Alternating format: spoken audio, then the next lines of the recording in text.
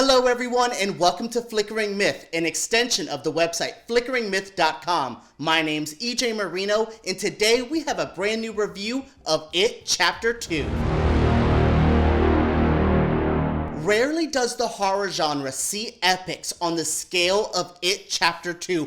Honestly, this feels like a horror version of like an Avengers movie. This is so big, so brash, and everything a fan could want. Yes, It Chapter 2 is a damn good movie. I think this is one of the better horror movies to come out in 2019. This has thrills, chills, the jump scares, the gore, the creepiness, everything you would come to expect from a horror movie is in this, and it's done on such a large scale that this feels, like I said, a true epic on par with those bigger Hollywood things. Now, horror is playing with the big boys, and it's making some big moves. After 27 years away from Derry, their hometown, the Losers Club returns and they have to face Pennywise one more time. After defeating him as a kid, they all promised that they would come back and fight him if he was ever to return, and he's back, hungrier and more frantic than ever. The performance by Bill Skarsgård as Pennywise in this film is a little underused, but at the same time, he's used in such a great way that every time he pops up on screen, he feels like a treat.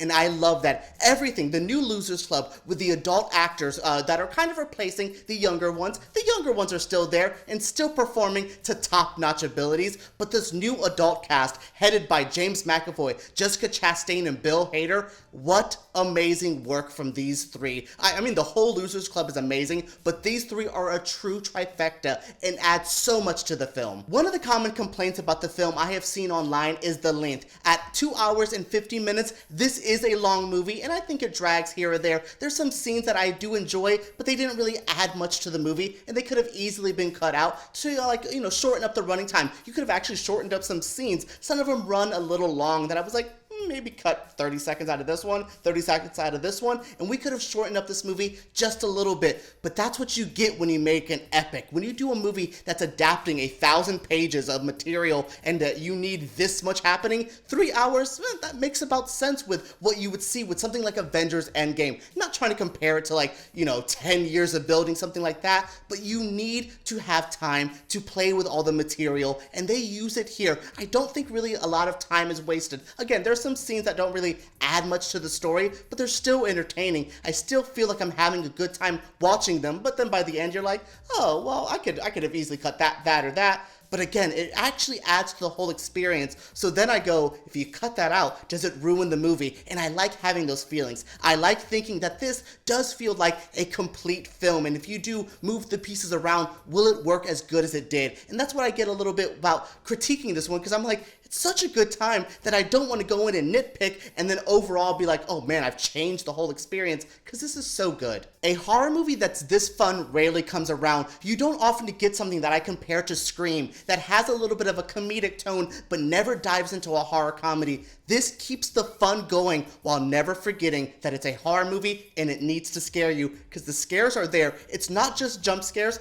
There's a couple of them and some of them are a little cheap, but the scares that are the more tense ones, the ones that creep you out from the moment. There's a scene where Pennywise is talking to a little girl and it is terrifying. I got chills just being like, oh God, what's gonna happen? Oh, the way he's interacting with her. Everything was so well thought out, so creepy, and I loved that. The scares are so good in this movie. I often complain about a lot of mainstream American horror that they lack a little bit of those punches in the scares. A film like Ready or Not, I enjoyed it for what it was, but I didn't think as a horror film it lacked scares and it lacked that creepiness. This, I'm so happy to see a movie like this where I went, wow, I was creeped out from the moment it started. 2019 has been a good year for horror. We have Midsommar and Us, two amazing films that we can add It Chapter 2 to that list, because it is a worthy entry to 2019 horror. Truly scary, truly fun, and such a good time. That is it for my review of It Chapter 2. I try to keep this spoiler free, try to keep this short, because I want you to go out and experience this movie yourself. What do you guys think of this review? Let us know down in the comments below. Make sure you subscribe to Flickering Myth, because we make videos like this every single week, and give us a thumbs up because YouTube takes us way too seriously. Alright everyone, let's talk about It Chapter 2